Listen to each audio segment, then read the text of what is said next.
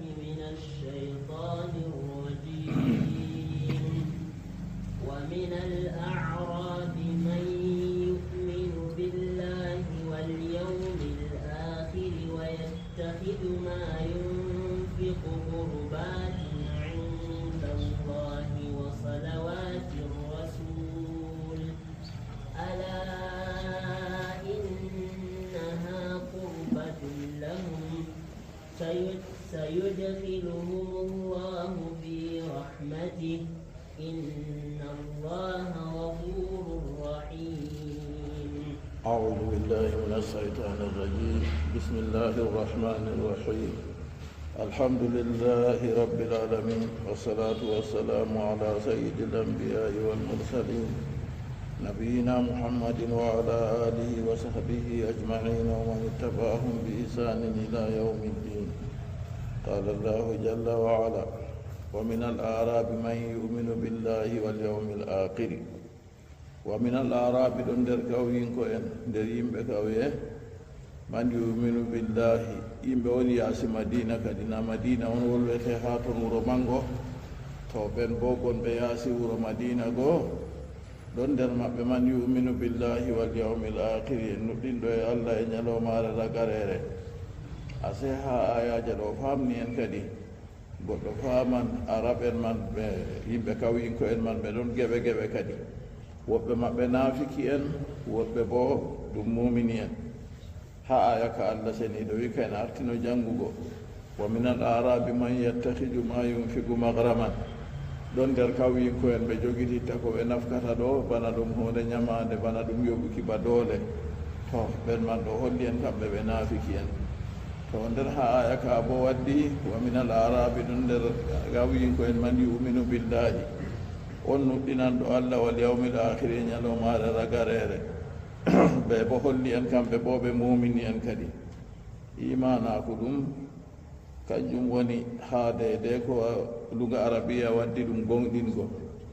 nden gonɗinki man ha ɗo gonɗinki annabijo muhammad sallallahu alayhi wa sallam ha kala ko o waddi fuu ɗum kuugal duniya ko lahira suuɗi ɗum ko bangu ɗum sakko ma to ɓe wahyi on o wanginiri ɗum kam imanaku ɗum darange muɗum jowe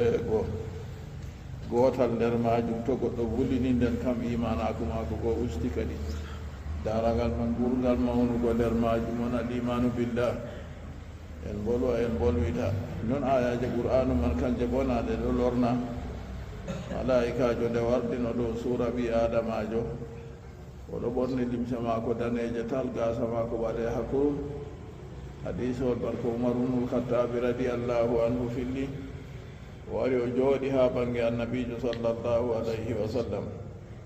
koppi maako o tugni ha koppi annabijo juuɗe maako o resi ɗo dawɗe maako o wiyan muhammad yeccam ko woni islama annabijo sallallahu alayhi wa sallam o dimtanimo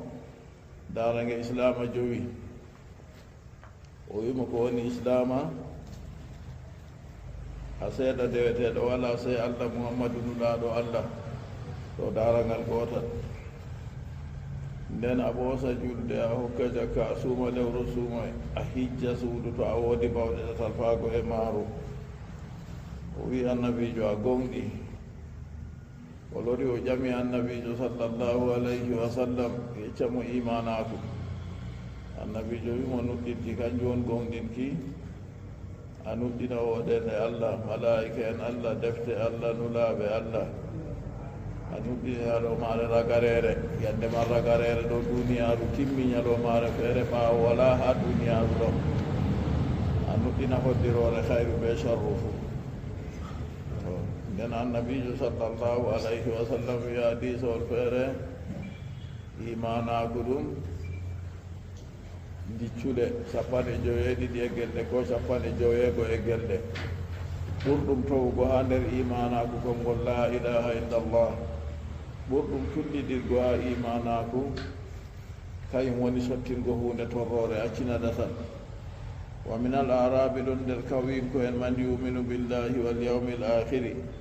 mo nuɗɗinta allah e ñalomaare ragarere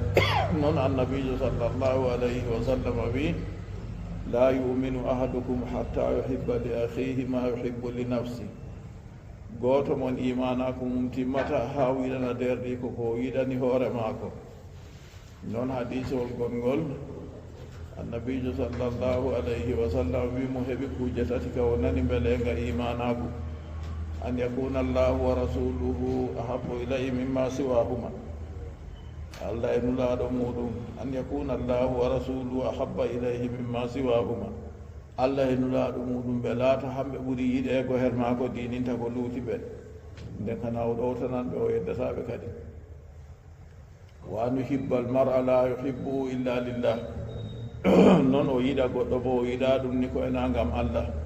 ngam on man ɗowtaniɗo allah kanjum waɗi o yiɗi ɗum. wa an yakraha an yauda fil kufri kama yakrahu an yugzafa fi nnar. banno o waña bo fayinta lortugo ha keferaku bano o wañirta sakkinego nder yiite. so o hiisi o tawi banni kam nden ka o heɓi belenga imanaku ɗum hayru on her muɗum fof. goɗɗo feere ɗum no waajo nder ɗum haala imanaku semtede. annabijo sallallahu alayhi wa sallam wi accumo semtede ɗum wiggoye imanaku woni. a senden ka goɗɗo mo semtataɗo imanaku wala ha mum semtowo bo imanaku ɗon her muɗum. wa min al arabi ɗon nder kawi ko en man yimɓe kawe ha wuro madina goo yaasi wuro madina man yuminu billahi wal yawmil akhiri won nuɗɗinanɗo allah e ñalomare ragarere ka juhaynatin wa muzayna. bo leñol wiyetegol juhayna be leñol wiyetegol muzayna be leñol gongol feere wiyetegol gifar be leñol gongol feere wiyetegol aslam. leƴƴi ɗi fuu yaasi wuro madina on ɗi ngoni, amma kamɓe man ɗo ɓe laatake ɓe mumini en. ɗum leƴƴi goo mawɗi anndaɗi ha jamanu nden ɓe laati bo ɓe mumini en. kanju tafsira o meɗen jalaluddin rahimahullah o wi ka juhaynatin wa muzayna. keefowol ɗo naadu kala leƴƴi mayɗi a anndi no yaake man fof. kanjum bana gifar ɗon ɓe aslam ɗon no ha leƴƴi man anndaɗi ɗon. wa yattahiju ma yunfigu gurubatin indallah. mo laati ɗo nuɗɗini allah e ñalomare ragarere goo, oɗo nuɗɗini allah seniɗo fakat ɗon kanko o rewata. o andi bo ñalomare ragarere nde to nde waɗi ande nden allah warjata yimɓe. wa yattahiju oɗo jogi to ma yunfigu ko o nafgata fi sabilillah ɗatal allah gurubatin ɗum ɓadagalji tugarribuhu ɗum ɓaddinan mo indallah heedi allah. nayi o seedi be mo tammanɗo kayum kam to ɓe ƴami ɗum hunde waddugo ha yara jihadi kayum ka ɗum yiya bana jomorgol on ɓe gaɗi dow mum doole mum sey hokka go na ɓe sendiri. on kam ɗo yiya muminijo kam to hokki hunde man ɗo andi hunde man nde ɓaddinan mo ha allah. gurubatin tugarribuhu indallah ɗum ɓaddinan mo heedi allah. wasilatun ɗum sonogal ɗum laawol on jarangol mo ila salawatin rasuli ha sababu ko nulaaɗo allah do'inirta mo be majum. oɗo andi kanko ka fakar ko o huwata ɗo ɗum hunde hayru on. yo non kadi jam en jawle marɓe imanaku kuuɗe maɓɓe ɗe ɓe kurata ɓe jawle maɓɓe ko ɓe ballititta yimɓe ɓe nafata yimɓe nder lewru suuma e ɓe tana lewru suuma e fof. anda ɗo kamɓe ɓan ɓeɗo waɗi ɗum ɗo ɓeɗon dokka ɗo ngam ɓe andi ɓe keɓan mbarjari majum ha allah fakat to nden ka imanaku ɗon kanjum waɗi ɓeɗon dokka kuje man ɗo. kanjum ɓen ka andi ɗum gurubatun to ɗon allah atake ɗum ɓadagal tugarribuhu ɗum ɓaddinan mo indallahi her allah. wa wasila ɗum sonogal bo ɗum yaranmo bo ha toye ila salawatin do'aje da'awati rasuli lahu fa do'aje nulaɗo allah do'antomo. asli salatuha wolde arabiya assalatu ɗum du'a on. allah seniɗo wi khuz min amwalihim sadaqatan tutahhiruhum wa salli alayhim. ho u yoga jawle maɓɓe sadaka a seniraɓe ɓe majum a do'anoɓe. goɗɗo feere waddino jawdi muɗum sadaka jakka nde wari hokki annabijo sallallahu alayhi wa sallam waɗanimo do'a wi allahumma salli ala ali abi awfa. allahumma salli ala ali abi awfa. na allah juuɗa ɗo maako dey bana bandiraɓe men Afrique de l'Ouest wiyata ɗo kamɓe kam salliman ɗum juulani ɓe wiyata ɗum do a won haa ɗon to annabijo sallllahu alayhi wa sallam wi allahumma salli ala ali abi awfa to noon ɗon man ɗo ɗum annda ɗum kalimawol man ɗey kalimawol assalatu ha wonde arabiya ɗum do'a kanju tafsiro men jalaluddini wi haa ɗo wa salawatin ko yaratamo ila salawatin da'awati rasuli fa do'aje nulaɗo lahuɗo maako ko nulaɗo do'inirtamo be majum goɗɗo nde huwi kuugal bongal fof o nanan bo do'a bo belka allah renen be kuugal kallugal kadi kañum bo non noon o nanan ko o wañito ni kuuɗe maako laati kalluɗe e nden kam kanjum goɗɗo ɗuɗɗina kuuɗe boɗɗe kam kala yaake fof to laatake banniman wa mana kawni ha gurubatin noy laatugo kuuɗe man ɗo ɗum ɓadagal jiɓaɗɗinta mo heedi allah annaha tugarribul abda li ridallahi alay kuuɗe boɗɗe ɗo ɗe ko ɓe dokkanno sadaka ɗo ɗum ɓadagal jiɓaɗɗinan jeyaɗo heedi allah wa laysa manahu anna allah fi makani na mana man dey allah ɗo ha nokkure ka jaare to hokki sadaka o yaha o yotta ha nokkure man nani kanjum man ɗo ɓadagal man ɗo ɗum mbar jaari ndi o heɓata to wa tilka nafaqatu tugarribuhu min zalika al makan fa innahu mustahil wiigo allah ɗo ha nokkure ka jaare on to waɗi sadaka ma yaara mo ha nokkure man ka nano ko goɗɗo hakkila e famiran noon ɗum yerda allah seniɗo on o heɓata woɓɓe feere win noon man fuu non noon ɓaddinanmo man ko waɗi ngam allah seniɗo tagi en acci en dow mbeɗu lesdi haa ɗo to dilli dow men asamanu arandewu ɗiɗaɓu tataɓu ha a yotta asamanu jeeɗiɗaɓu to a saali asamanu jeeɗiɗaɓu nden a tawa planète je aljanna feere to saali aljanna bo yotta arsurrahman nden ka nde ha aljanna woni ɗo fuu na o ɓaɗina to kuuɗe maako boɗɗe go baddinan mo amma na o wonda ɓe allah ha nokkure woore kam allah senake her majum to ala innaha gurbatun ay nafakatum nafakkaji maɓɓe ɗum ɓe dokkata ɓe nafkata gurbatun ɓadagal bi dammir ra'i wa sukuniha gurbatun ko gurbatun lahum ɗum ɓadagal maɓɓe indahu heedi allah ɗum ɓaddinan ɓe heedi allah kala nde goɗɗo huwi kuugal ngal allah seniɗo yiɗi fuu kadi kañumay ɗum ɓaddinan mo her allah kanjum on ɗowtaje nde o huwi kuugal ngal allah wañi bo ɗum daytinan mo her allah kanjum woni ɗon bo gedde to wa salawatu rasuli ay da'awatuhu du'aje nulaɗo allah li annahu lwasilatu l'usma fi kulli niyama ngam nulaɗo allah kanko woni laawol ɓurgol mawnugo fadanci ɓurɗo mawnugo heedi kala moƴƴere fuu allah seniɗo waɗi ni a yi en allah seniɗo to innama inde ma ko inne laaru ha goɗɗo silmowo goɗɗo seetinowo goɗɗo waɗowo tashahudu ashhadu an la ilaha illa allah wa ashhadu anna muhammadan rasulullah a yiyay ɗo woodi daraja ɗuurka ka allah seniɗo waɗanimo wasiɗatun usma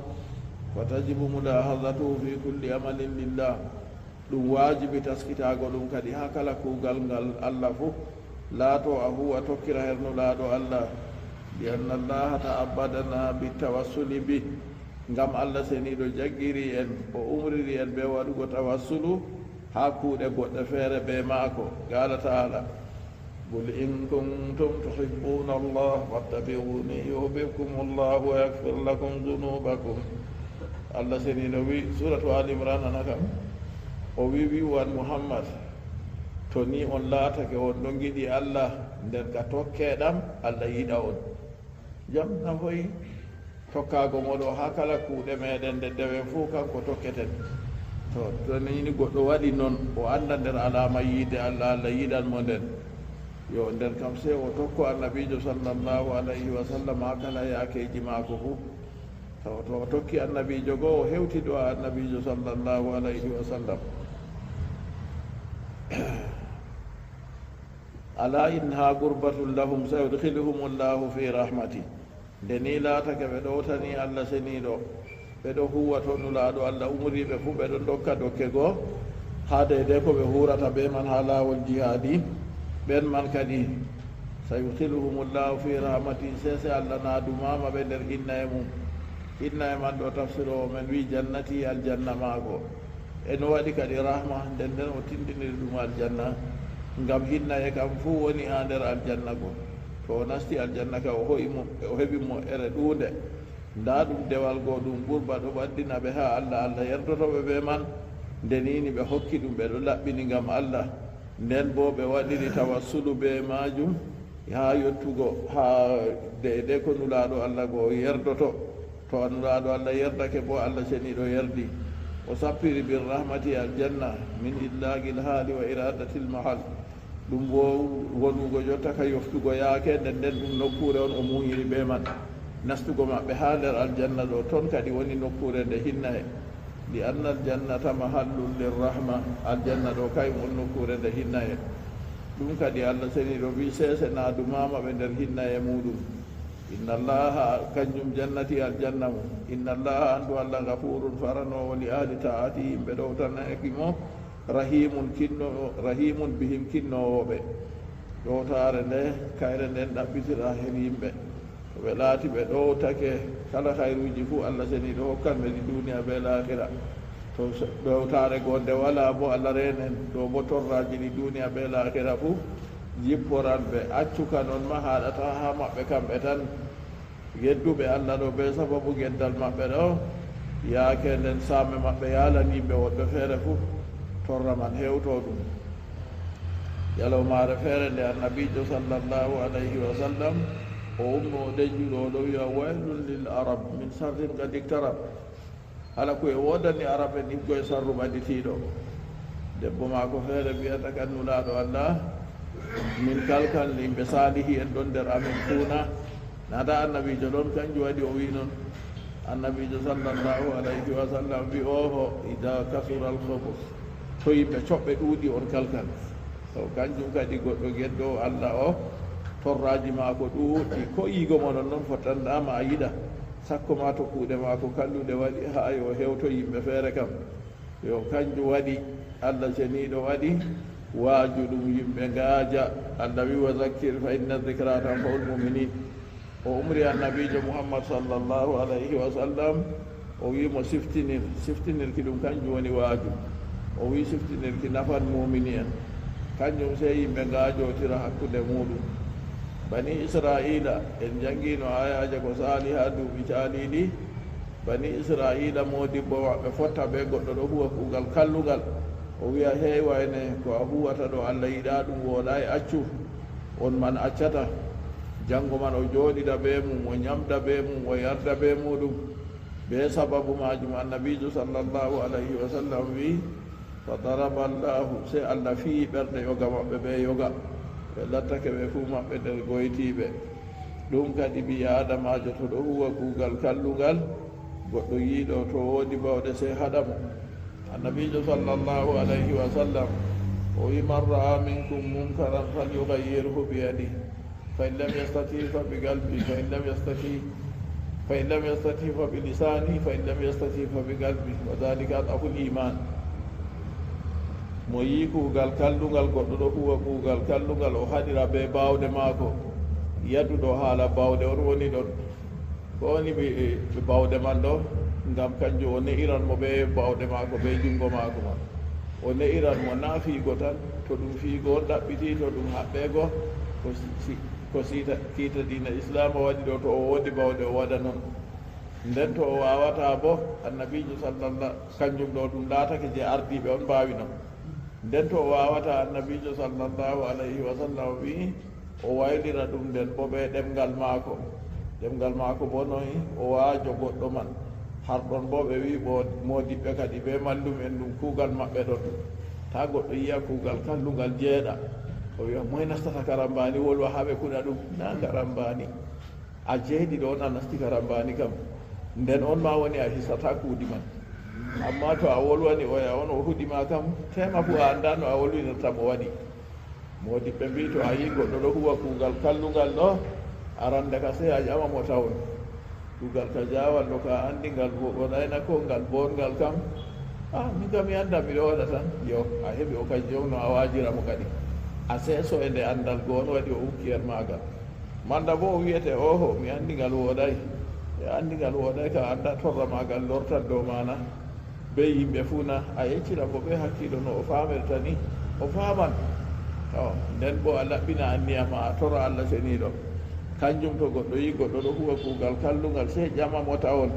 daga arande hidde ko waajomo hidde ko andinamo ɗum woɗay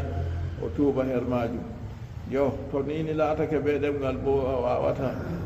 na en wi ardiɓe kamɓe mari bawɗe na ardiɗo on ɗo waɗa kuugal jotta ka a foti wigomo ka jaaɗo woɗayna ɗo bo sey noy a waɗata jotta ka sey a wañira ɗum nder ɓernde annabijo sallllahu alayhi wa sallam wi kanjum ɓuri tampugo nder ɗumani wa dhalika adaful iman ɗum man ɓi adamajo waɗan de bawɗe muɗum no wawiri fuu kuugal kallungal to yiyama accatake ɗum man kadi allah seniɗo be muño ma ko o waɗiri noon man ɓen kam laatiɓe ni ɓeɗo huwa kuuɗe boɗɗe man ɗo ɓe andi ɗe ɓaddinanɓe ha allah yerdoto kuuɗe man noon bo allah seniɗo umri annabijo sallllahu alayhi wa sallam wi'a yimɓe mo laati wi kayum ɗo yiɗi allah fu tokkomo kanko annabijo muhammad sallllahu alayhi wa sallam to tokkimo ni ɓe dalila man allah yiɗan ɗum to allah yiɗi goɗɗo bo na o hisi ɗum woni kadi goɗɗo ɗaɓɓititta tokkago annabijo ha deyde kala mobgal kuuɗe mako ɗe dina fu ngam o heɓa o laata nder kisoɓe inna allaha gafurun andu allah faranowo li ali ta'atihi yimɓe ɗowtare mako rahimun bihim hinnowoɓe ala ta'a kayum man ɗo on woni huude tilimde ya ayuha alladina amanu atiu llaha wa atiu rasula wa ulil amri minkum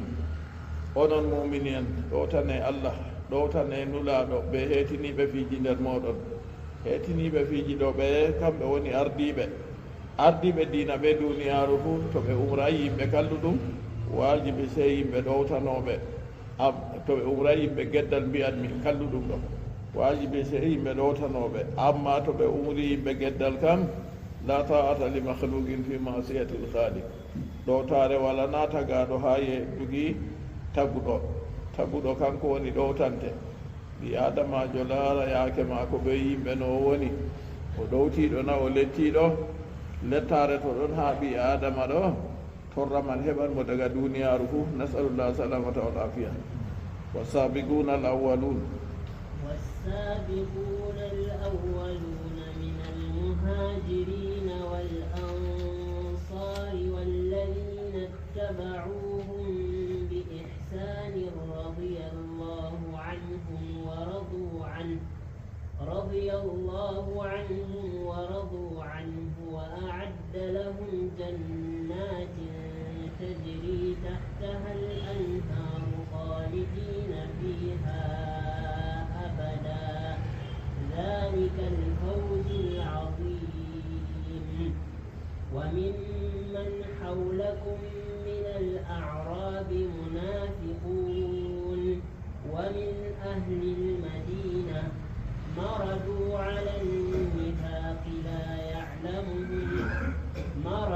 على النفاق لا تعلمهم نحن نعلمهم سنعذبهم مرتين ثم يردون إلى عذاب عظيم وآخرون اعترفوا بذنوبهم خلقوا عملا صالحا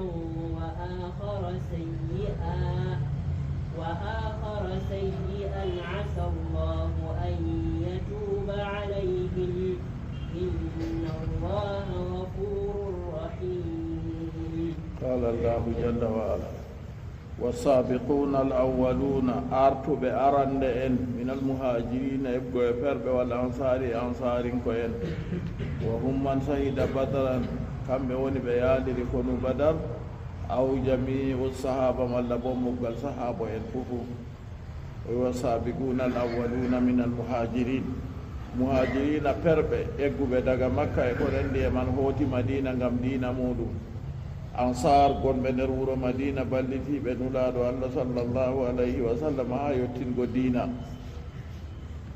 ansarinko en man ɗo ko wolwete yaake nden man ɗo ɗum leƴƴi ɗiɗi leƴƴi man bo ɗi derɗiraji ɗum awsu ɓe hajrat ɗo yimɓe ɗiɗo on wiyete o wiyete awsu o bo wiyete hajrat kamɓe ɓiɓɓe gayla nden kamɓe ɗo leƴƴi man waɗi ha madina kanji woni no leƴƴi arab en ha madina ko annabijo sallllahu alayhi wa sallam hota madina tawa ɓe kamɓe man ɗo ɓe mballiti dina kamɓe man on allah seniɗo wiwa sabiquna artuɓe alawaluna arande en minal muhajirina eggo e perɓe wal ansarinko en tawa nden tafsir o men jalaluddini wi wa hum man sahida badran kamɓe woni yahalirɓe konu badar to kamɓe woni yahalirɓe konu badar bo ko waɗi kadi li annahum afdalu nas ngam yahalirɓe konu badar ɗo ɓuri nder yimɓe fuu to malaikajo jamino deydey ko e woni ɓurduɓe ha nder moɗon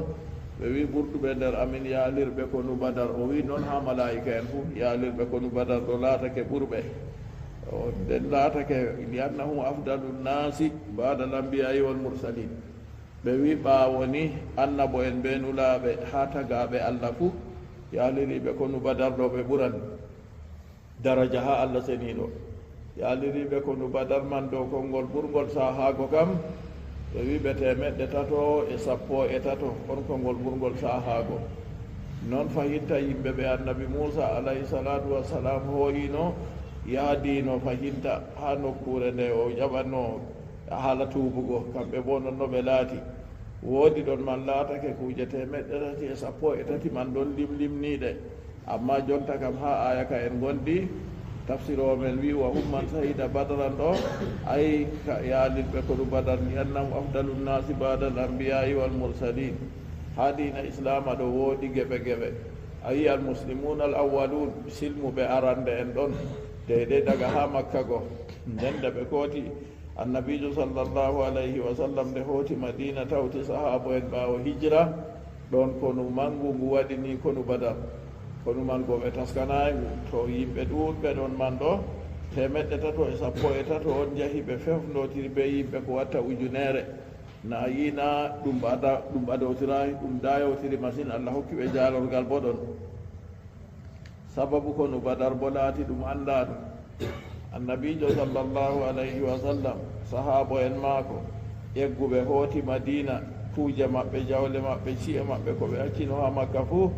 derɗiraɓe maɓɓe ñamti ɗum fuu jooɗake dow majum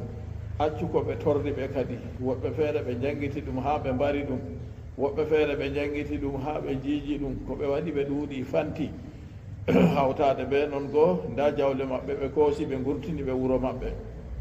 nden abou soufiane yahi kono mbiyanmi yahi filu ha o yahi filu ɗo o yaadi be geeloɗi be jawle ɗuuɗɗe allah seniɗo andini nulaaɗo muɗum nda abou soufiane be jawle iftoye saam hootan to jonta kam ɓe njaha to jawle ɗo ɓe keɓata malla bo to ɓe jaalaniɓe man ha ɓe jahi goo ɗum gisa juurka kono badar ɗum deydey jangde ɗuunde machine amma seeɗa nder toon nde ɓe jahi goo ha nokkure ɗon goo abou soufiane heɓi habaru annabijo sallllahu alayhi wa sallam wurti ɓe yimɓe amma ha ɓe gurta man annabijo sallllahu alayhi wa sallam doolay goɗɗo mo yiɗi fuu wurta mo yiɗa bo jooɗo ha ɓe gurti man ɗo ɓuray pucci ɗiɗi tan ɓe mari ɗon ɓe gurti nden ɓe ɓuray 113 ferɓe goo ɓe gaɗi ko mbi ujunere malla bo ujunere ɓe gurti ɗon goo ɓe ɗon be jawle ɗuuɗɗe nde ɓe wurti ɓe jippoye ha nokkure wonde feere ɗon goo ɓe heɓi habaru abou soufiane leni ha makka goɗɗo wiyeteɗo donbam o yahi o woyni ha makka konngol feere wi o seeki limse maako o yahi o woyni nde yimɓe mofti goo wi ɓe jaawa ɓe gida jawle maɓɓe mouhammadou wi yimɓe muɗum wurti joftan jawle maɓɓe ɗon kadi ɓe pii bawɗi kadi abou jahli en ko nanndiri maɓɓe ɓe gurti ɓe ndillan jotta ka ɓe yaaɓe gidoya jawle maɓɓe haa ɓe gurti ɓe ndilli goo abou soufiane hefti ɗaɓare tokki laawol ngol feere ko luuti laawol ngol o tokkatno allah waɗi o daɗi be jawle goo fuu e o jonta kam ɓeeɗo goo fotta e maɓɓe se abou jahli en waroy kamɓe bo nde ɓe ngari goo jotta kam ɓe potti ɓe maɓɓe ɓe mbiyata naane ma on gurti haala jawle mon kisi lore abou jahli wi wallahi min lorata seeto min yetti nokkure wiyetede badar min jaha toon min kirsa geelooɗi min ñaama min piya bawɗi min jarambal horɓe yimda min ha duniyaaru fu nana hultora min a senga anndaga yehi watugo on ɓamu wi wallahi o lorotama o lorota non noon ɓe jahi ɗon kadi nde habre fottama ɗon kata jam kadi hidde ko habre man waɗa e ɗo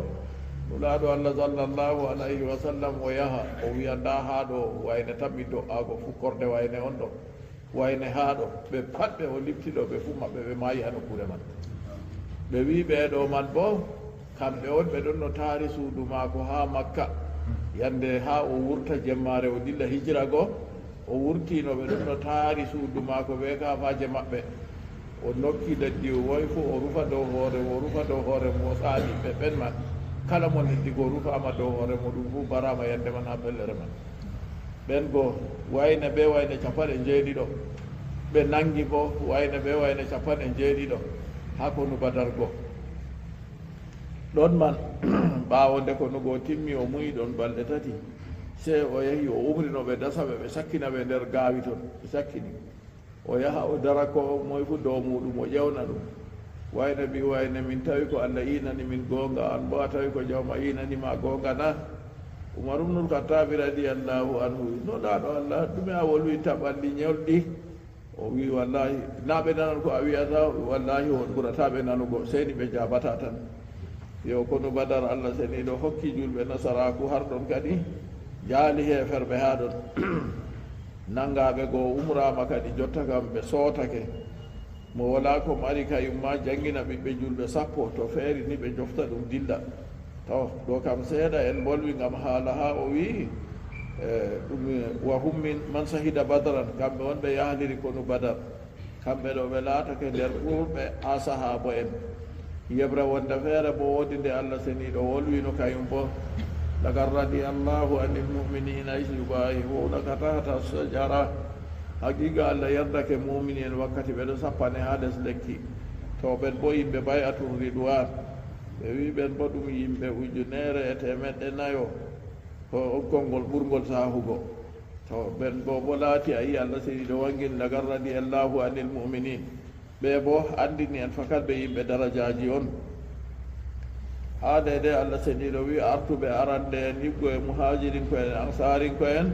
tafsir o men wi kamɓe on woni ɓe yahliri badal malla ɓe yahdiri konu badar malla bo moggal sahabo en fuu badar ɗo ɗum inde nokkure on windete innama badar ɗo to malla bo laata moggal sahabo en fuu wolwi herɗo man to laati non bo konngol feere wi kay ha nder sahabo en man yimɓe badar on ha konngol feere wi wa qila al mouradu bihim ahlu bayati ridwan muño ɓe maɓɓe ɗum yimɓe sappa yerda ɗon bo annabijo sallllahu alayhi wa sallam o ummino madina o waran makka ha waɗa al umra nde o yetti ha nokkure wonde feere Hudaybiya ɗon go o leni seydna Usman radiyallahu anhu yehi makka ha hoosanamo dungaye bana tasira ni bana bijani kadi ha dunganamo yimɓe makka dunganomo o nasta makka o waɗa al umra o wurta o hoota madina a seeɗon bo andini en ta goɗɗo laata faññotoɗo non non ɗo kat sona noon o nulaaɗo allah na o nastanno na ɗon goo sey seydna Usmanu neɓti ɗon nde neeɓi hidde ko warta goo se araji wari pewe garina jotta ka ɓe mbaɗi seydna Usmanu nulaaɗo allah sallllahu alayhi wa sallam a jooɗi les lekki ɗon leggal biyetegal samura o umri kadi sahabo en ko hidde ko wahyu waranamo sahabo en gara ɓe fuu maɓɓe ɓe gara ɓe sappanamo to seydna Usmanu mbarama ka se ɓe omta makka jotta kam to ha ɗon goo ɓe sappanimo ɓe fuu maɓɓe a andi ɗon mana kuugal feere on yimɓe 1,000 ɓe gelle nden o hooyi juuɗe maako tedduɗe ɗiɗi o ɓanti o wi to Usmanu geeto kayum bo nda sappa muɗum o yi junngo maako ñaamu o nangi ɗo junngo maako ngo o wi to Usmanu geeto kayum bo nda sappa mum wala mo heɓi nulaaɗo allah sappani ɗum banniɗo so seydna Usman radiyallahu anhu ɓaawo man ko seydna Usmanu wartoy kadi nde warti ko wardi ɓe ardiɗo makka ɓe ngari ɓe bolwi ɓe mbi jotta ka o juhiɓe o wari o juhiɓe ɗo wala no o nastira makka arab en nana jotta ka o dooliɓe o nasti makka sey o hoota mawri o lora o wara waɗa al umra maako ɓe gurta ɓe accinamo makka balɗe tati o nasta o rewa jawmi ko ɓaawa balɗe tati o wurta o hoota ɓe nasta makka bo taabal mol wurta nder ɓaake muɗum yo nden fahinta ɓe sulhootiri ha accugo habre hakkunde maɓɓe bakin duuɓi 10 ɗon gonde Allah seni to muuyi maɓɓitirgo makka goo ha nder ɗo goo on kamɓe man ɓe bonni ha sulhugo nden ɓawa ɗon duuɓi 10 goo sikay kadi makka maɓɓita to kanjum wiyama ha sabiquna al awwaluna ɗo ɗum yimɓe yaalirɓe konu badar malla bo moggal sahabo en fuu malla bo kamɓe man ɗum yimɓe bayatul ridwan wa kanu 1500 o jamu asiya ka yahari o wi ɓe ujunere temeɗɗe jowo ɗum konngol on ɓe ujunere temeɗɗe tatona ɓe ujunere temeɗɗe nayona ɓe ujunere temeɗɗe nayo caɓa jowona ko malla ɓe ujunere temeɗɗe jowi ɗum konnguɗi wa qila al muradu bihim alu uhdin konngol feere bo wi kaayi muño ɓe maɓɓe ɗum yimɓe uhudu bo non noon ko ɗuman waɗino kayum bo ha madina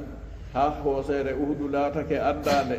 jaaɗo hijju fuu ko al umra to ɓe jahi ɓe yiini ɗo ɓe ɗo yaha hoosere uhudu man ɓe ɗo kolla ɓe ɗon hoosere uhudu to har ɗon haɓre waɗino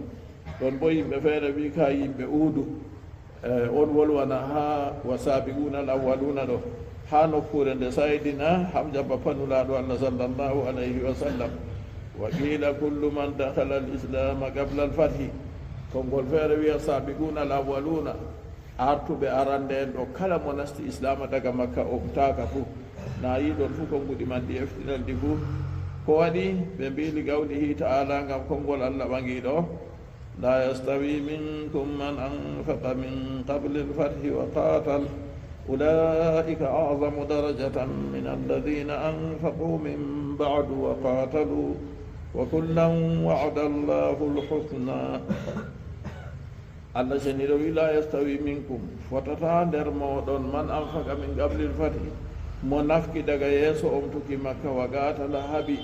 ulaika adamu daraja ɓeya toon ma ɓuri mawnugo daraja min alladina anfaqu ɗiɗinta nafkuɓe min baadu ɓaawo on tuki makka wa gatalu kaɓi wa kullan wa'ada llahu lhusna kala arande en ɓe ɓaawo en goo fu Allah seniɗo inaniɓe aljanna to konngol feere wi ɗo bo fahinna bana ni ɗum konnguɗi man ɗi fuu maaji ɗi eftinan noon man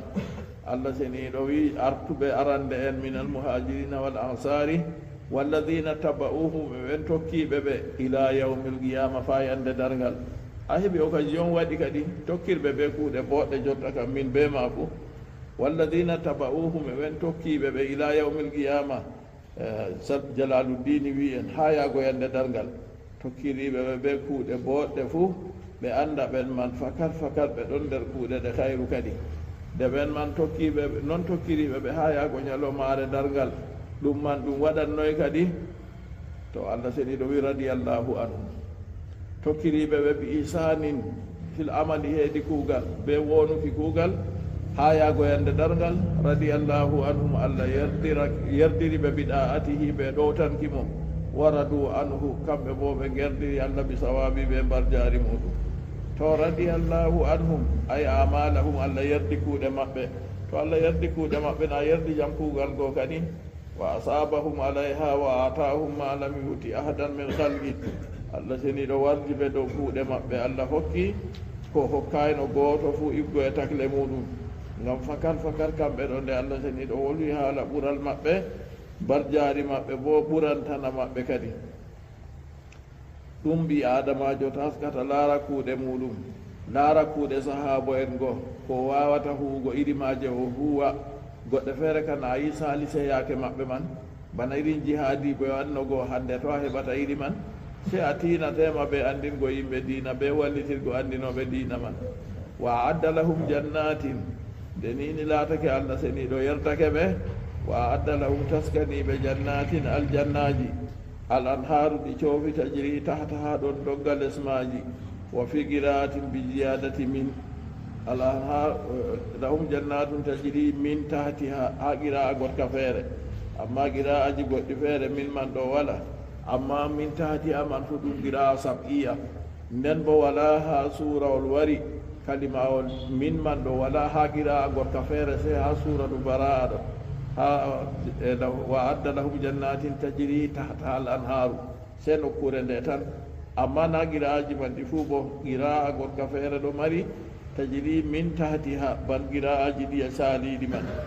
yo aljannaji Allah seniɗo taskaniɓe alan haaru coofita ciɗiɗo dogga min tahatiha lesmaji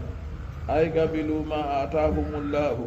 nde nini Allah seniɗo yerdiɓe kamɓe bo ɓe gerdi ko woni ha Allah ɓe jaɓi ko Allah seniɗo hokkiɓe lima fil hadis ngam ko woni har hadise on ma lana la narda wa qad ataytana ma lam tuti ahadan min khalqik nde yimɓe nasi aljanna timmi jotta kam wala nastowo goɗɗo feere Allah seniɗo wiya on giɗi mi hokka mi ɓesdana on hunde wonde feere na nde ɓe nasti aljanna go on gerdi ko barjari komi hokki on na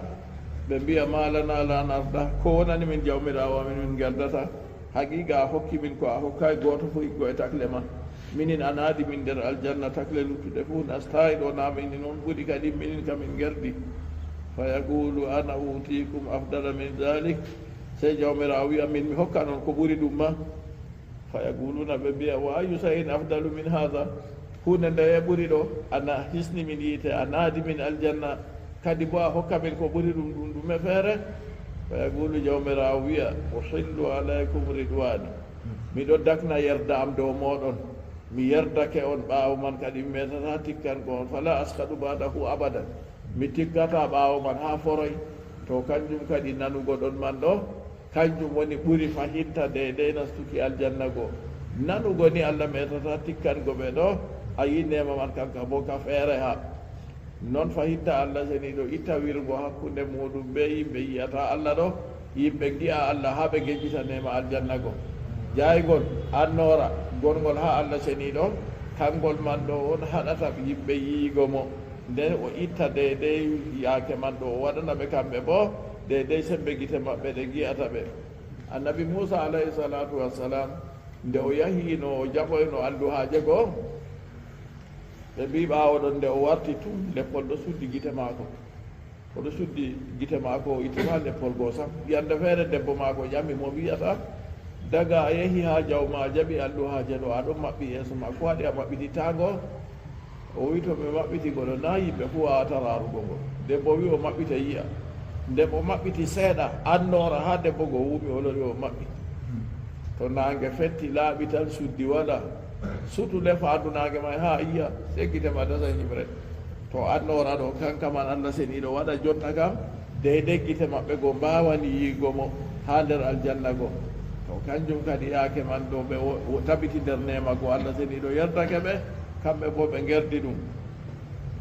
wa adda lahum jannatin Allah seniɗo taskini ɓe aljannaji alan haaruɗi coofita jiɗiɗo doggatata lesmaji wa figiratin bi jiyadati min tajri min tahtiha khalidina fiha abadan ɓe koddirana ɓe nduume ndam nder maji ha foroy dede ko a wawi numugo kam fuu a numa ha ɗum saali dabare ma jotta kam tagadi maɓɓe yaake to ɓe yeeɗitinama ɓe nasti aljanna ɗo na tagadi bani yimɓe woni koccahoy peetoy ɗo ɗum tagadi bana asli tagadi ba maɓɓe annabi adama ɓe wima piyaɗɗe 50 darde maako non yimɓe man tan mi ummitinirego yaake man to ummitinama goo ñawata naywata mayata saɗirma heɓata ɗum a yiɗon ko kadi kanjum hollima yo haalidina fi ha abadan go ɓe duumotoɓe nder aljanna go ha foroy dalika al fawzul azim bolwa ɗum ɗo kanjum woni tinaye mawɗo ko goɗɗo ɗaɓɓititta heɓa kam fuu to heɓi ɗo wala gaɗa majum kadi dalika al fawzul azim bolwa ɗum ɗo kanjum woni tinaye mawɗo kanjuma nder majum on waɗi en ɗowtanta Allah kanjum waɗi en kuwata kuuɗe ɗe en kuwata ɗo kanjum waɗi en suumoto lewru non yimɓe woɓɓe feere jemma umman naafa janngan woɓɓe feere umman ya seetinana en jemma be nder yede fuu ɗum man ɗo ko ɗaɓɓititte fuu ha heɓe tina e mawɗo o to lismake nde o ɓi adamajo tokkago laawol namgol tokkago ko Allah seniɗo sari tokkago sunna annabijo Muhammad sallallahu alayhi wa sallam yabtago yimɓe salihi en ngam o wonda be maɓɓe ñalomare janngo khalidina fiha abada dhalika alfawju alazim wa mimman hawlakum ɗon nder gonɓe bange moɗon ya ahlal madina onon yimɓe madina na wolino al arabu yimɓe kawyeji sike ha jiha toon ka ɓerniwol mangol kana madina kadi ɓe woni yasimagol bo jotta kana yimɓe kawyeji Allah seniɗo wolwino to ɗon nder maɓɓe mimman hawlakum gonɓe bange mon ya ahlal madina onon yimɓe madina maradu ala nifaqi ɓe ɗum dari ɗo naafikaku ay lajju fihi ɓe saadalni her maaku wastamarru ɓe dogake naafikaku ɗum ɗon her maɓɓe accuma ɓe luggi nder naafikaku la ta'lamuhum an muhammad a andaɓe kitabun linnabiyu sallllahu alayhi wa sallam ɗo ɗum woɗwanke annabijo mo salatu allah e jammu ɗum tabitani en jangino ha ayaje saaliɗe kam naafiki en gonɓe nder wuro madina mawɗo maɓɓe abdoullahi ibnu ubay ibnu salud nden naafiki en woɓɓe bo fahinta tokki ɓaawo ɗon ha yimɓe kawye goo bo en jangi kadi bo wa min al arabi ɗon nder yimɓe kawyinko en man bo fahinta mumini en nden kadi bo fahinta allah seniɗo wi ha yimɓe kawye man kadi bo woodi naafiki en woɓɓe feere gonɓe yaasi wuro madina onon yimɓe madina woodi yimɓe ɗon bange mon maradu ala nifaqi kamɓe ɗo ɓe sandalnake ɗo naafikaku lajju fihi ɓe dogake her maagu wastamarru ɓe doogi la ta'lamuhum an muhammad a andaɓe kitabun linnabiyi sallllahu alayhi wa sallam ɗo wolwanki annabijo muhammad mo salatu allah e jammu ɗum tabitani allah seniɗo wi nahnu na'lamuhum minin min ɗo andi ɓe sanuazibuhum marratayni seese min jangitan ɓe silatɗe ɗiɗi bilfadihati awil qaddi be bustago ɓe fefta ɓe jotta kam ɓe mbanganda kamɓe on naafiki en man awil qad malla bo wargo fi duniya her duniyaru bustego her duniya be wargo ɓe her duniya ɗo ɗum yangada gota on nden wa adabil gabri e yangada ka yanade bo to ɓe nasti nder yanade bo kadi bo ɓe tawan yangada daga ɗon na ɓe siwajum maago ha ɓe ndilla yiite kam tawon summa yuradduna fil akhirati hooti ɓe lornete l'akhira bo ila adabin adimin fa yangada makka huwa nar hanka woni yiite to ase nder kam yangadaji ɗo taskaniɓe kadi yangadaji ban tati goɗɗi feere feere maradu ala nifaqi ay tamarranu alayhi wa lam yatubu min ɓe jowotake ɗo naafikaku man ɓe tubaki ngu sam allah seniɗo wiya na andaɓe amma minin min andi ɓe ko on jawabu kam aya to jotta kam nden to goɗɗo laari her ɗo kayfa nafa amalahu bi halil munafiqina huna wa sabbatahu fi qawlihi wala ta'rifannahu fi lahnil qawli allah seniɗo wiya annabijo a andaɓe minin min andi ɓe nden allah seniɗo wiya aya gorka feere bo wala ta'rifannahum fi lahnil qawli wallahi a andan ɓe kamɓe naafiki en ɗo ha ɗelmuki konngol weluki konngol goɗɗo wiya ɗo ka ayaje may na feƴƴidiri kadi na aya ka wiya andaɓe ka bo wiya andanɓe e no ɗum moɓirte hawrirte hakkude ayaje man o wi kañum no hawrirte kam goɗɗo wiyanno noy on o riwiri yaake man nden o lori o tabitin banni anna ayatan nafi nasalan qabla ayatel isbati aya riwuki ɗo ka jippi daga yeeso aya tabitinki aya ka allah seniɗo wi annabijo andaɓe ɗo kanko arti jippugo nden ɓawoɗon nde allah jippini aya ka bo andini annabijo ɓen man to ngam dalila no ɓe woniri man wakkatiji fuu ɓe deyde no ɓe wardata her mum li anna akama al islami fi zahiri jariyatun alal munafiqin kiitaji islama bo ɗon doggira ha bangu ɗum ɗo naafiki en man ɗo jotta kande ɓe cilmi ɓe mbi ɓe nasti diina goo na ɓe kisi honego ha duniya kam kanjum waɗi ɓe mbaraka ɓe dahaka kadi amma mbustuka na ɗo wodani ɓe wurtinki ɓe daga juulirde lima fil hadisi an ibni abbasin lima fil hadisi an ibni mas'udin radiyallahu anhu ngam ko woni hadisol ko filla abdullah ibnu mas'ud o wi khatabana rasulullahi sallllahu alayhi wa sallam fa hamidallaha wa asna alayhi nulaaɗo allah hutbi min o yetti allah o manti ɗum o inni inde allah boɗɗe summa ga allah hooti o wi inna minkum munafiqin annabijo wi ande naafiki en ɗo nder moɗon ha nder khutba maako goo o wi fa man sammaytuhu falyagum naafiki en ɗon nder moɗon amma momi ƴewni inde muɗum fu jummo summa ga allah hooti o wi gum ya fulan fa innaka munafiq ayi bustugo ɓe wurtin ko ɓe juulirde go yumma wayne an o a naafikiijo banni seeday hatta samma sittatan wa salasin ha annabijo ƴewni yimɓe capanɗe tato e joweego ɓe kam fuu o ƴewna ɗum to o ƴewnini o wi o wayne a naafikiijo ƴumma ha ɓen man ɓe ƴummi to kanjo o wi ɗon man ɗo ɓe bustugu ɓe bustete har duniyaru bil fadihati awil gaddi fi dunia wa adabil gabri summa yuradduna fi l akhirati hoti ɓe lornete lahira bo ila azabin adimin fa yangata makka huwa naru kanka woni yiite accu ka yiite goma ɓe gonan ha ɓe ɗum yiite ka leslesu a yitorna kam heeɓiɓe yo ɗon man ɗo naafikaku ɗum laatake ɓurɗum hallugo ha keferaku fu ɓe mbi ngam heferɓe fu gonan dow maɓɓe allah seniɗo wi wa akharuna woodi woɓɓe bo gawmum murtata akharuna ɗo fuɗɗiraɗo wonde itara fu bi junubihim kamɓe ɓe qirrake ɓe tabbitini ɓe junubaji maɓɓe min atakhallufi go e luutago acca annabijo yaadayno ɓe annabijo kono tabuk wa na'atuhu to o wiyata ɗo ɗo ɗum tindinore mum wal habaru ha murtatago halatu amalan salihan wa akhara sayyi'a haladu ɓe jillidiri amalan kuuɗe salihan laaɓɗe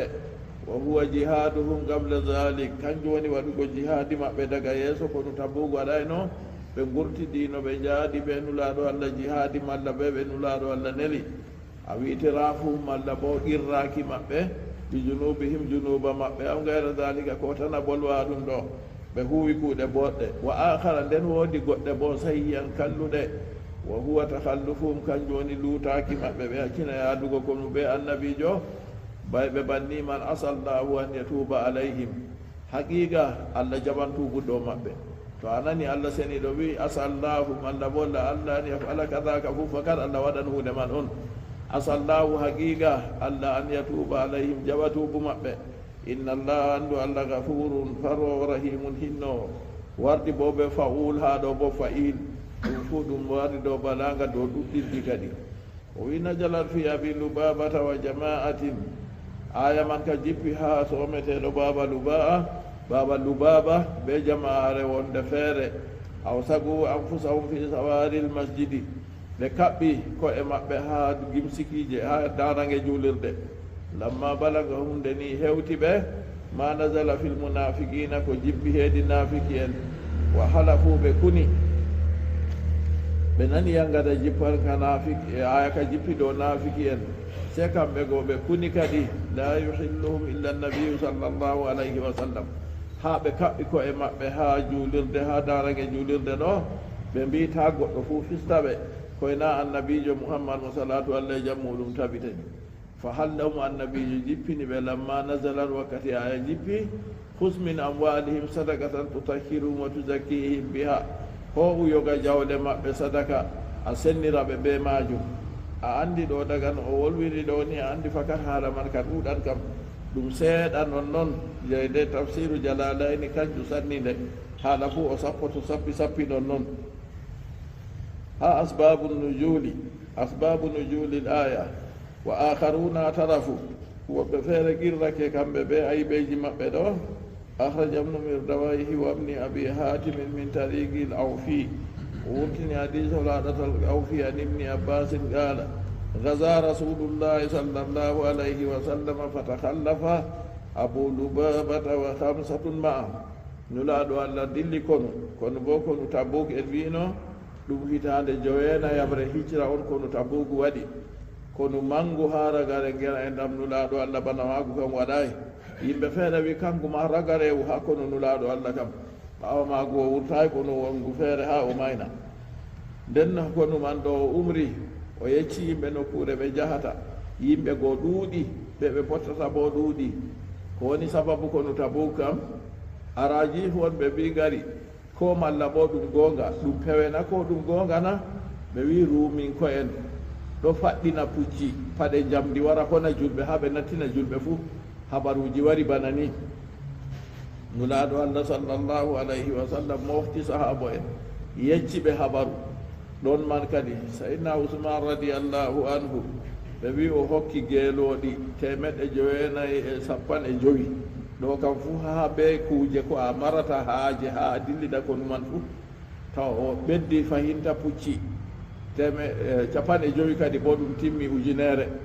o waddi ceede dinaruje ujunere o wari o rufi ha yeeso nulaɗo allah nulaaɗo allah sallllahu alayhi wa sallam aɗo jartede ɓe wi ma darra usmana ma faala bada hadaldam ko ɗume usmanu huwi ɓaawo ñalowmaare nde ka ɗum torrata usman yimɓeji gandi ko waddete go ha ɓe dilla ko no jihaadi goo ɗuɗɗum kadi yaake man na yiɓe ɗo goo kadi jotta kam ɓe dillat ko no goo har ɗon man yimɓe ɓe mofti wakkere julɓe yahata konu ɗum yimɓe 1,3 ruminko en kamɓe bo ɗum 1,4 nde ɓe dilli man ɗo ko ɗum waɗi toon na ɓen man ma hultori allah reeni ɓe ko ɗuman sankiti wala ko waɗi ko ɗume ha ɓe jahata man ɗo annabijo sallllahu alayhi wa sallam tindini ɓe woodi seeɓore wonde feere ɗon annabijo wi to goɗɗo to ɓe yehi ha seeɓore man ɗon ta goɗɗo arta mo waɗa hunde ko ɗume ɓe yahi ɓe jotti go ɓe tawi yimɓe ɗiɗo artimo ɗon kamɓe ɓe ñeɗi ndiyam go ɓe mbi annabijo huɗi ɓen man se annabijo lori wi ɓe ñeɗana ɗum ndiyam man ɓe gadda ɓe weri ɓe ñeɗi ndiyam go ɓe gaddi allah andi ko jangi toon se o lori o rufi ndiyam go toon o wimo balɗe mum juuti fuu yiyan gese ha ɗon ɗum fuu majum to a fii ha hunde kungel en jogata ɗo ni a yiyan wanginante pellel man gese jonta no woni toon ɗo alamun min alamin nubuwa hunde daga si wawa waɗugo sam annabijo sallllahu alayhi wa sallam sappiɓe noon to dede ha kono Tabuk ɗo ɓe yatake ɗum yimɓe ko ɗuuɗɓe ɗon man kadi allah seniɗo wi woɗɓe feere kamɓe man ɓe sadalnake ɗo naafigagu en ɗon no haragare toyno kam wa akharuna na wa qawmun akharuna mubtada itarafu bi junubihim ɓe qirrake junubaji maɓɓe to haa ɗo noon haa kono ngun sahabo en woɓɓe feere jahay ɓe ɗuɗɓe haa naafiki en ɓen haa naafiki en fuu haa maɓɓe sahabo en ɓe jahay go woodi ɓe laataki naafiki en o wi haa ɗon fahtahallafa abu lubaba wa hamsatun ma'ahu abu lubaba ɓe sahabo en jo hawtade ɓe maako kamɓe ɓe jahay summa inna aba lubabata wa rajulayni ma'ahu abu lubaba go ɓe worɓe ɗiɗo hawtade ɓe maako kamɓe tafakkaru wa nadimu wa aygalu bil halaki ɓe numi ɓe wasmiti ɓe tawi kamɓe ka jotta kamɓe halkinde ɓe to kaynulaɗo allah hakkonu wa galu ɓe mbi nahnu fi dhilli wa tumanina ma an nisa'i en ɗon nder ɗowdi ɓe deƴƴitago ɓe rewɓe daguli bo saati wa rasulullahi sallllahu alayhi wa sallam wal muminuna ma'ahu fil jihadi nulaɗo allah ɓe mumini en hawtade ɓe maako ɓe dilli jihadi kamɓe ɓe ɗon jahangal ɗayigal ɓe naange nenene no jooɗi nana belɗum banni wallahi lanusiganna anfusana bi sawari fala nudliguha hatta yakuna rasulullahi sallllahu alayhi wa sallam huwa alladi yudliguna se ɓe mbi kamɓe ɓe tatogo wallahi min kaɓɓan ko e amin ha danrage juulirde wala gooto fu mo warata fista min haa ɗo haa nulaaɗo allah sallllahu alayhi wa sallam laata kanko tammi min fistugo fa faalu ɓe kuuwi haa ɗon goɗɗo wiya kadi ɓe ɗo haɓɓi ɓe fistataake ɗo noy ɓe juulata fuu na kay ɓe ɗo juula kam ɗo waran ɓe fista ɓe yaake juulugo nde ɓe kuuwi bannigo noy ragare man kadi wa bagiya salasatu nafarin lam yusigu anfusahum na ɓe jeego non tato ka lutti kamɓe ka ɓe kaɓɓay nafsuuji maɓɓe faraja rasulullahi sallllahu alayhi wa sallam min gaswati Tabuk nulaato allah warti daga kono Tabuk go fa qala man haulai lmusaguna bisawari ɗum ɓe yeɓeɗo bo kaɓɓaɓe ha darange ɗo fa qala rajulun hadha abu lubaba wa ashabun lahu ɗum abu lubaba ɓe sobiraɓe maako on takallafu ɓe luuti ɓe jahayno konu kanjum waɗi kadi fa ahadullaha an la yubligu anfusahum ɓe alkini allah ɓe joftata nafsuji maɓɓe ni hatta takuna anta alladi tulliguhum ha an annabijo a laata an woni mo tammi yoftugo ɓe fa qala annabijo wi la udliguhum hatta umara bi illagihi min bo mi yoftataɓe sona to mi umrama ɓe yoftugo ɓe ɗon kadi fa anzala llahu se allah jippini wa akharuna atarafu bi junubihim woɓɓe feere qirritake ɓe hirliti junubaji maɓɓe falamma nasala nde aya man jippi adlagahum annabijo yofti ɓe wa azara lahum jaɓi gelɗon maɓɓe wa baqiya salasa alladina lam yusigu anfusahum tato ɓe lutti haɓɓa e nafsuji muɗum goo bo lutti kamɓe man lam yuskaru bi say in kamɓe ɓe bolwira